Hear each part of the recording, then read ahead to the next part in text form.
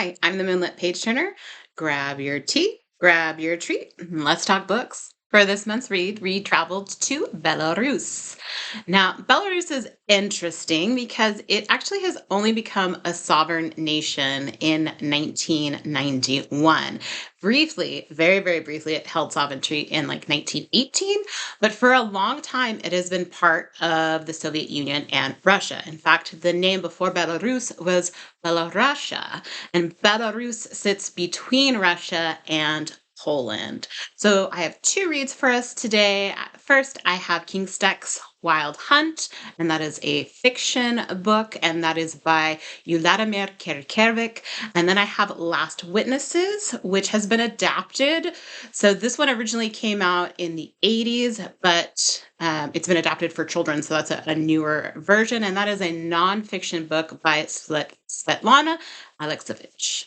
Before we get into this month's reads, let's get into our treat. And this is draniki. Draniki is kind of similar to latkes. It's a potato pancake. It's different because it doesn't have onions in it. I'm sure there's a whole bunch of different types of draniki. So this is sour cream on top. You take the potatoes, you grate them, and then you add an egg and salt and pepper, and then fry them.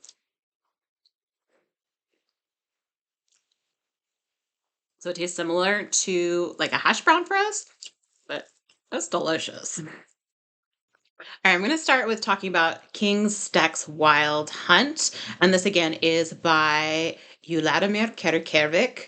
And this book came out originally in 1974. The English translation came out a little bit later. This was a super fun read for me. I was really interested in this book when I saw it pop up on some Belarus list, so I was not disappointed. It is kind of a mix between Fall of House of Usher and The Hounds of Baskervilles. So our main character, he is a folklorist, and he is traveling, collecting stories in the area, and then there's this giant storm that kind of gets him stranded, and he has to go into this grand manor that looks like it's fallen apart, and he meets the young woman who lives there, and she's being haunted by King Stekh's Wild Hunt, who was her great grandfather was responsible for King Stekh's death. And so there's this whole curse.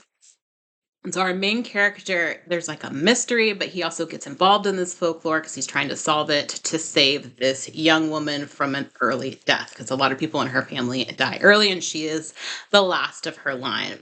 There are some weird things that are happening in the house, so it is kind of a mystery and a little bit of legend.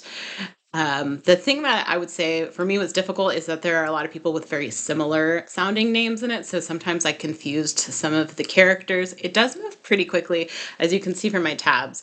A lot of interesting and important things happen to the story, and it's more of like, okay, this happened, and then this character is important. So I had to kind of keep track of who was who, because there are quite a few characters in this book as well.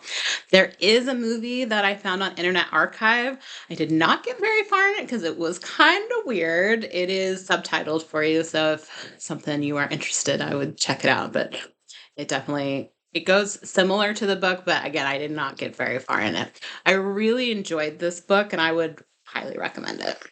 This is Last Witnesses by Svetlana Alexievich. And Svetlana actually has a Nobel Prize for Literature. She won that in 2015. So this book came out originally in 1985. It has been re-put out for a younger audience. So it's been edited for a younger audience. And this is nonfiction because Alexievich went around to talk to people, in particular in Belarus, but also in like Ukraine. And she went to talk to them about what childhood was like for them during World War II, especially those areas that kind of were taken over by Nazi Germany. And so Belarus was occupied by Nazi Germany in World War II. And then when World War II ended, they again became part of the Soviet Union. This is one of those books that was really hard to read, but so important to read. There's a lot of things that happen in war, especially what's happening in our current world. I know war has been since the beginning of time, but we see a lot of conflicts happening, and we're starting to see, because it's on television, a lot of these conflicts that affect children.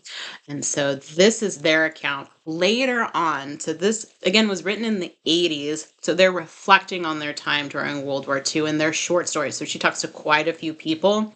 It is heartbreaking. I cried multiple times reading this. This took me most of the month to read because I had to take care when reading it and only read a couple stories at a time. Seeing how this has affected them not only as children, but has continued to affect them for the rest of their life. She talks to a wide range of people in different circumstances. She lists kind of their age when they experienced war. So the youngest in here is like 2 years old. And then we see a lot of 5-year-olds, 8-year-olds, 10, 12. So it's mostly young children and how they're missing their parents and what war was like for them and the new vocabulary and world that it created. So it is a super, super important book to see how children are affected in war. But again, if this is something that you're interested in reading, I chose the children's version on purpose because I've read so many books in this series on imperialism and war and how it affects people. And so it's important, and so I dove into it again. But please take care when reading it because it is absolutely heartbreaking. Hey, thanks for stopping by. Next month, we are traveling to Belgium.